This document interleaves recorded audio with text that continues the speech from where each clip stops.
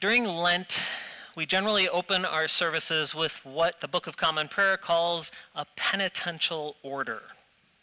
Instead of the standard short prayer before the Gloria, we instead respond to the Decalogue, more famously known as the Ten Commandments, and offer our collective confession immediately after that, rather than closer to the middle of the service. The Ten Commandments hold an interesting place in American society. There's a long-standing debate as to whether or not they should be posted in public buildings. Many argue that they're a formal religious document and therefore ought not overly influence the secular organization that the Constitution lays out our government to be. Others claim they're an early legal code foundational to Western society and therefore do belong in legislative, judicial, and educational settings. If we stuck with just the last 6 commandments, honor your father and mother, don't murder, don't commit adultery, don't steal, don't lie about your neighbor, don't covet your neighbor's stuff, there'd be a lot less argument. Some, definitely, but not nearly as much. It's those first 4 that place the commandments firmly into religious territory. Don't hold any gods ahead of the provider, generally translated the Lord. Don't craft idols. Don't slap God's name on your cause.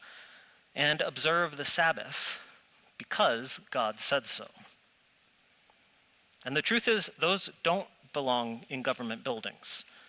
Not simply because of the religious association, but because, like the 10th commandment, the one about coveting, no one really follows them anyway. The provider is not our nation's God. That would be Liber, otherwise known as Molech. Modern society is so ignorant of what a god even is that we can't recognize our mass devotion to the idols whose altars we polish and refresh every single day. And if you listen to the news in the last 30 seconds or so, you undoubtedly heard some significant public leader claim that God supports whatever their momentary obsession might be. And Sabbath? That's the most laughable one of all. Any notion of Sabbath flew out the window with the blue laws. No one, however, is particularly excited about posting the 6-ish commandments, if only for the reason that it doesn't have the same gravitas or balance as 10. Or maybe being honest with ourselves about the first ones forces us to realize how little we actually care about the others, and that they can't hold any significant authority without those fundamental 4. I've been mulling the 4th commandment for quite a while, since Ash Wednesday of last year, actually. On that day, we regularly consider Isaiah 58, which we also happened to encounter as our Hebrew Bible reading earlier this year on February 8th, the 5th Sunday of Epiphany. That passage talks to us about fasting, about God's disgust with the devotional act the way that we normally practice it. God truly hates how we tend to fast. That's because for God, fasting isn't about self-improvement or self-denial or displays of solidarity with the poor or even supposed spiritual growth. Fasting is about feeding, about reducing our consumption, not simply for the sake of self or health or pocketbook or piety, but so that we can offer the extra to those around us. Fasting is about reflecting and celebrating God's image as provider, as the one who continually gives of himself so that all of creation might continue to thrive. We don't fast so that our austerity might somehow make us closer to God.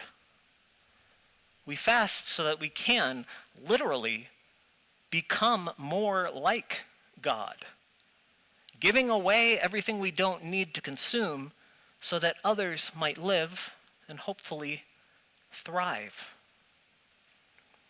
Isaiah 58 closes with a reference to Sabbath, to rest, that we missed in our February reading.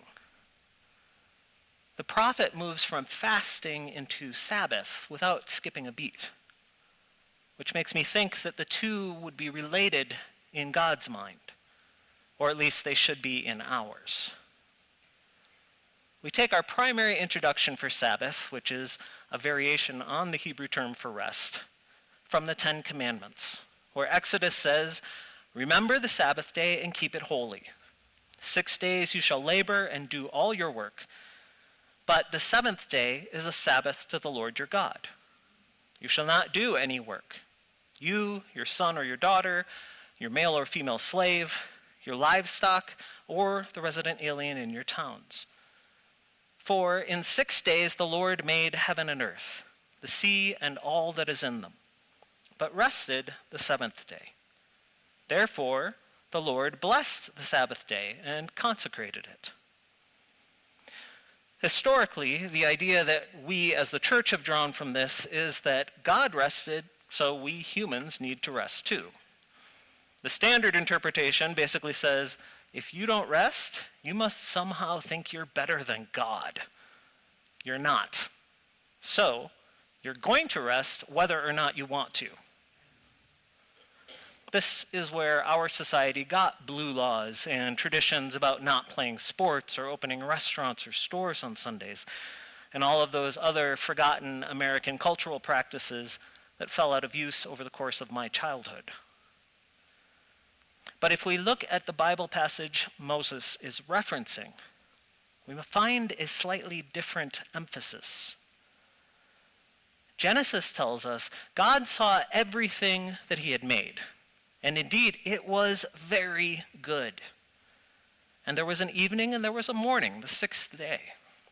Thus the heavens and the earth were finished, and all their multitude. On the sixth day, God finished the work that he had done, and he rested on the seventh day from all the work that he had done.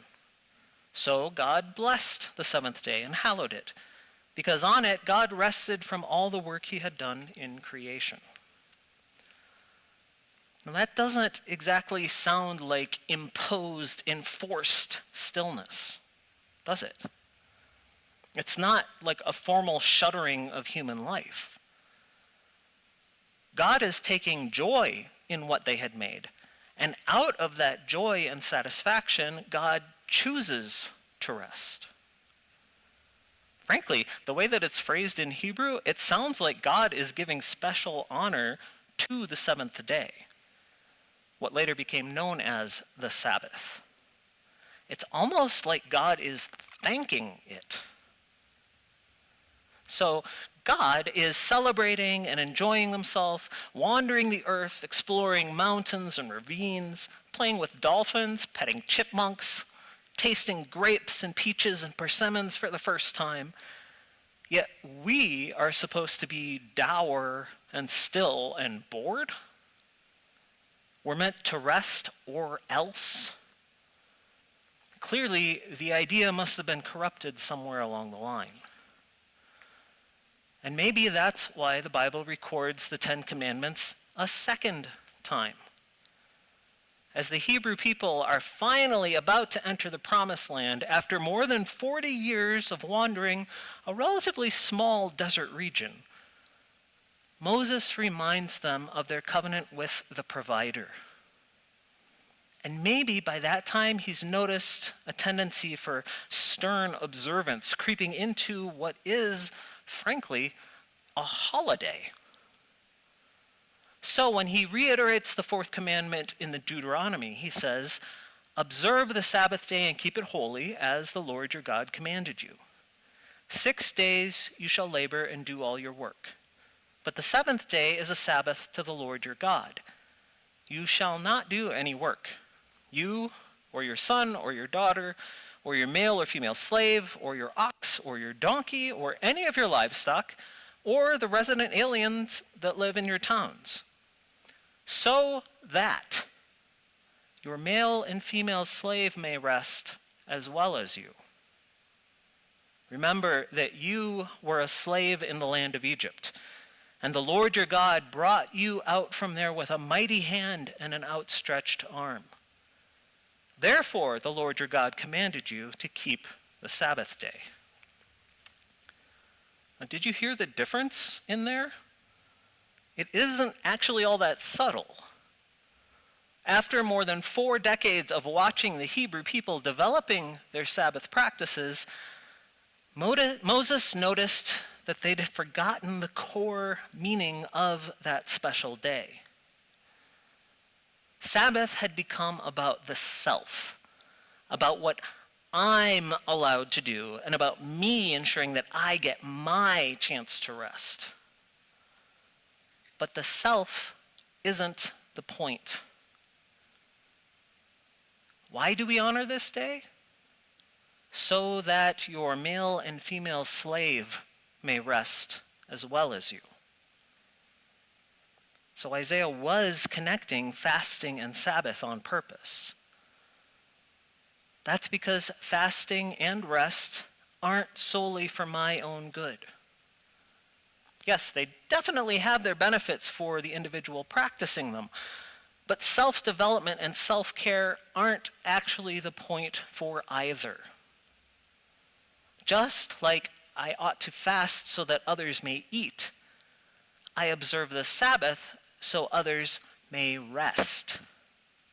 My rest isn't the purpose. It's a byproduct of their ability to take a break. I celebrate and show gratitude for what God has given me, not by placing demands on those around me. That's the true reason for Sabbath. Rest for others. That's why Jesus isn't concerned about the apostles gathering a few handfuls of grain as they walk through a field on the Sabbath, or why he's perfectly happy to heal people on those same holy days. Sabbath never should have been focused on the self. It isn't just a day for me to lay low. It's the opportunity I offer others to relax and to celebrate. Maybe that's why the author of Hebrews cautions us about entering into God's rest. That rest is communal. As long as I continue to impose my wants and demands on those around me, Sabbath cannot exist.